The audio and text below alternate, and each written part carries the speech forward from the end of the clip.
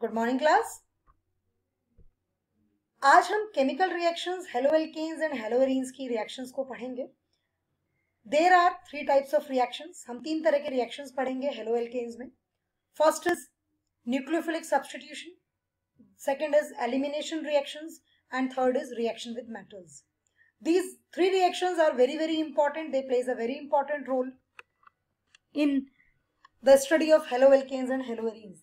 इस स्टडी में हेलोएल्केन्स में और हेलोएरीन्स में ये बहुत इंपॉर्टेंट रोल प्ले करते हैं. वेरी इंपॉर्टेंट रोल है इनका. अब सबसे पहले हम अंडरस्टैंड करेंगे what is the meaning of nucleophilic substitution. To understand this substitution, substitution का मतलब आप जानते हैं बहुत अच्छे से. एक को हटाइए, दूसरे को लगाइए, दैट इज सब्स्टिट्यूशन. जैसे कि नॉर्मली आपकी क्लास में भी जब आपके टीचर एब्सेंट हो जाते हैं तो दूसरे टीचर का सब्स्टिट्यूशन लग जाता है, सब्स्टिट्यूट हो जाता है टीचर उस दिन के लिए, या 2 दिन की छुट्टी है तो 2 दिन के लिए, तो सब्स्टिट्यूशन लग जाता है. But what is the meaning of nucleophilic? Nucleophile, what is the meaning of nucleophile? Nucleophile is a species. Nucleophile एक ऐसी स्पीशीज होती है जिसके पास क्या होता है, इलेक्ट्रॉन्स की बहुत ज्यादा अमाउंट होता है कह लीजिए, या फिर आप कह सकते हैं it is a negatively charged ion कह लीजिए. ठीक है, दैट इज बेसिकली न्यूक्लियोफाइल, जो कि इलेक्ट्रॉन रिच स्पीशीज होगी. वो एक ऑलरेडी आपके रिएक्शन में न्यूक्लियोफाइल लगा होगा, उसको हटाकर दूसरे न्यूक्लियोफाइल को लगाना, that is basically nucleophilic substitution. Substitution का मतलब आपको पता है, न्यूक्लियोफिलिक सब्स्टिट्यूशन का मतलब न्यूक्लियोफाइल का सब्स्टिट्यूशन. इलेक्ट्रॉन रिच स्पीशीज की मैं बात कर रही हूँ. बात कर रही हूँ उस स्पीशीज की जिसको आप एनायन कहते हैं. ठीक है, जिसके पास ऑलरेडी इलेक्ट्रॉन की बहुत ज्यादा क्वांटिटी होती है या इलेक्ट्रॉन उसके पास होता है. तो वो किस जगह जाकर अटैक करेगा?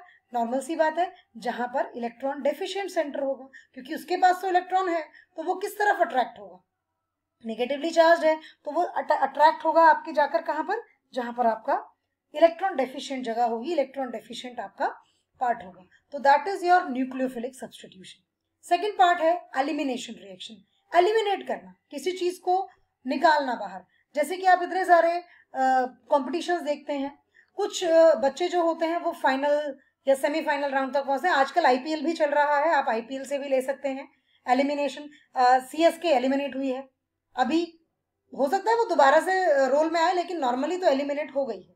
जो मैच उसने अभी लास्ट हारा है उसके बेसिस पे. And reaction with metals, metals की रिएक्शन की बात करूं तो हेलोएल्केन्स जो हमारा कंपाउंड है, अगर हम उनकी मेटल्स के साथ रिएक्शन करते हैं तो हमें कुछ बड़े इंपॉर्टेंट कंपाउंड्स मिलते हैं. They are known as reaction with metals. So हम इनके बारे में हम पढ़ेंगे. The main point is that nucleophilic substitution reaction. Nucleophilic substitution reaction क्या है? नाउ सी, न्यूक्लियोफाइल के बारे में मैं आपको पहले भी समझा चुकी हूँ, लेकिन मैंने अभी भी थोड़ा सा उसके बारे में आपको हिंट दे दिया है. न्यूक्लियोफाइल्स बेसिकली वो चार्ज स्पीशीज होती हैं जो कि इलेक्ट्रॉन रिच होती हैं, जिनमें कि इलेक्ट्रॉन्स होते हैं बहुत सारे. That is basically nucleophile. Now nucleophile का सब्स्टिट्यूशन. नाउ न्यूक्लियोफाइल का substitution you can understand through this. बिल्कुल सिंपल सी चीज है. हमारे पास एक ऑलरेडी न्यूक्लियोफाइल लगा हुआ था हमारी चेन में. इस न्यूक्लियोफाइल ने, ये जो कमिंग न्यूक्लियोफाइल है, इसने इस न्यूक्लियोफाइल को रिप्लेस किया, उसकी जगह ली, and that is why it is called nucleophilic substitution. मतलब न्यूक्लियोफाइल को न्यूक्लियोफाइल ने ही रिप्लेस किया है, and this is called nucleophilic substitution. ये जो न्यूक्लियोफिलिक सब्स्टिट्यूशन है, इट इज बेसिकली 2 टाइप्स. ये 2 तरीके का न्यूक्लियोफिलिक सब्स्टिट्यूशन है, और वो हम दोनों तरह का मैकेनिज्म अब पढ़ेंगे कि किस तरीके से हम दोनों मैकेनिज्म को डिफरेंशिएट करेंगे. ना, दिस इज द टेबल. ये टेबल है पूरी की पूरी जिसमें न्यूक्लियोफाइल के बारे में बताया गया है, सब्स्टिट्यूशन प्रोडक्ट क्या बनेगा वो बताया गया है, और वो किस क्लास में आएगा वो भी बताया गया है. अगर NaOH या KOH से आप करते हैं तो आपको अल्कोहल मिलेगा. H2O से आप कर रहे हैं तो भी अल्कोहल मिलेगा.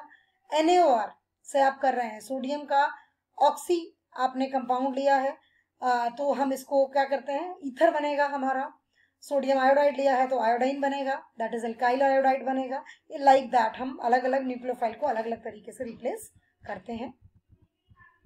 Now what are ambident nucleophiles? Ambident मतलब those type of nucleophile which can attack from 2 different atoms. 2 different atoms से वो अटैक कर सकते हैं, जैसे कि साइनाइड. बहुत अच्छा सा एग्जाम्पल है। आइसोसाइनाइड ले लीजिए उसी के साथ, आप इसके साथ साथ थायोसाइनाइड ले सकते हैं, that is again an example of nitro group का एग्जाम्पल आप ले सकते हैं इसमें। जैसे कि एम्बिडेंट न्यूक्लियोफाइल का मतलब which can attack from two different centres, दो डिफरेंट एटम से, दो डिफरेंट सेंटर्स से जो अटैक कर सके, that is called ambident nucleophile. Cyanide, अगर कार्बन की तरफ से बॉन्डिंग हो रही है तो साइनाइड बनता है, और अगर नाइट्रोजन की तरफ से बॉन्डिंग हो रही है तो आइसोसाइनाइड बनता है। तो इसमें दो एटम्स प्रेजेंट है, दोनों तरफ से अलग अलग कंपाउंड बन रहा है। सेम केस विद नाइट्रो, आप देख सकते हैं यहाँ पर ये है ONO, ये बन गया, लेकिन यहीं पर अगर मैं नाइट्रो की तरफ से, नाइट्रोजन की तरफ से बॉन्डिंग कर दूं तो that is basically nitro alkane and this is known as nitrite. तो ये भी एम्बिडेंट न्यूक्लियोफाइल है। ऐसे ही SCN सल्फर की तरफ से करेगा और एक बार नाइट्रोजन की तरफ से करेगा। These are the examples of ambident nucleophiles. Now, a question is there. Haloalkanes react with KCN to form alkyl cyanides as main product, while AgCN forms isocyanide as the chief product. अब देखिए, potassium cyanide ले रहे हैं तो आपका cyanide बन रहा है, लेकिन अगर आप सिल्वर साइनाइड ले रहे हैं तो आपका आइसोसाइनाइड बन रहा है। What is the main reason? Because यहाँ पर जो मेरा बॉन्ड है दैट इज आयनिक प्योरली, लेकिन यहाँ पर मेरा बॉन्ड जो है वो प्योरली आयनिक नहीं है, कोवलेंट है नेचर में। इसीलिए यहाँ पर नाइट्रोजन की तरफ से अटैक हो रहा है, क्योंकि नाइट्रोजन के पास एक लोन पेयर प्रेजेंट है। लेकिन जैसा कि यहाँ पर ये प्योरली आयनिक कंपाउंड है तो ये ऑलरेडी ब्रेक हो जाएगा K positive and CN negative में, and that is why carbon की तरफ से वो बॉन्डिंग करेगा। The main point is that, this is the main point. ना अभी मैंने जैसे आपसे पहले कहा कि जो हमारा न्यूक्लियोफिलिक सब्स्टिट्यूशन है उसमें हम दो तरीके से फॉलो करते हैं, हमारे दो तरीके के रिजल्ट हमें निकल कर आते हैं। तो वो कौन कौन से दो तरीके के रिजल्ट हैं? दो तरह के मैकेनिज्म है, एक है हमारा SN2 मैकेनिज्म और एक है हमारा SN1 मैकेनिज्म। SN2 का मतलब क्या है और SN1 का मतलब क्या है? We have to understand this. हमें इन दोनों के बीच का डिफरेंस याद करना है और समझना है कि ये बेसिकली जो हमारे मैकेनिज्म्स हैं वो कैसे हैं। पेपर में बहुत बार आता है, कई बार तो 2 नंबर का डिफरेंस पूछ लिया जाता है SN2 मैकेनिज्म में और SN1 मैकेनिज्म में, और नहीं तो सीधा सीधा आपसे मैकेनिज्म ही पूछ लिया जाता है कि आप विद एन एग्जांपल एक्सप्लेन करें कि किस तरीके से SN2 मैकेनिज्म होता है।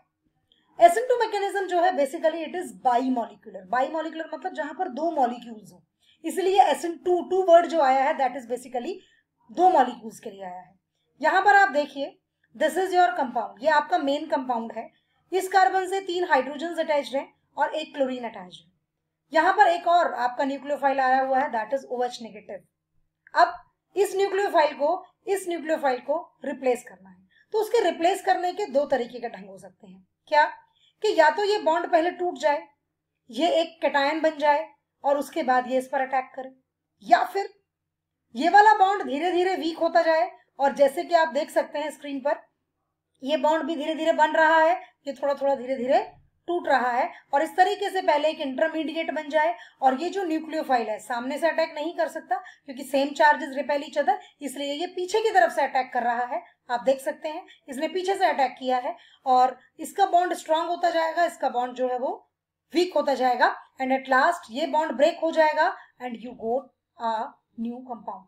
अब आप देख सकते हैं इसका जो स्टीरियो केमिस्ट्री थी और इसकी जो स्टीरियो केमिस्ट्री है वो दोनों चेंज हो गई हैं। ये दोनों मिरर इमेजेस नहीं रह गई हैं, चेंज हो गया है कंपाउंड का ओरिएंटेशन। ठीक है, तो this is the basic difference in substitution nucleophilic bimolecular mechanism. Now what is the other type? दूसरे तरह का क्या है? ये आपको फिर से वही डायग्रामेटिकली बॉल के हेल्प से समझाया गया है, सेम पॉइंट है, कोई डिफरेंस नहीं है।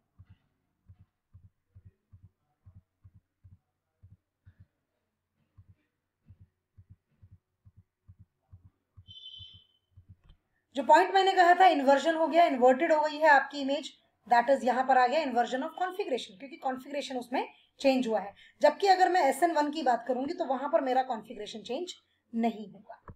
पहला पॉइंट मेरा ये है। अब हमें सबसे इंपॉर्टेंट पार्ट और इसमें देखना है कि अगर हमारे प्राइमरी, सेकेंडरी और टर्शरी ऐसे कंपाउंड्स आ जाएं तो ये जो मेरा SN2 मैकेनिज्म है इसमें सबसे पहले मेरा जो मैकेनिज्म है या मेरा जो प्रोडक्ट है वो मुझे सेकेंडरी से मिलेगा, प्राइमरी से मिलेगा या टर्शरी से मिलेगा, तो मुझे वो ईज भी देखनी है इस पर्टिकुलर मैकेनिज्म की। Now you can see the configuration कैसे चेंज हुआ। ये कॉन्फ़िगरेशन, ये इसकी मिरर इमेज है, this is the mirror image. लेकिन अगर हम पहले वाले पॉइंट को देखें तो उसमें वो मिरर इमेज नहीं है। मैं उसको आपको दोबारा लेकर चलती हूँ, इसीलिए you can see it, yes you can see it, it is not the mirror image, it is somewhat different, and that is why यहाँ पर इन्वर्जन हुआ है कॉन्फ़िगरेशन।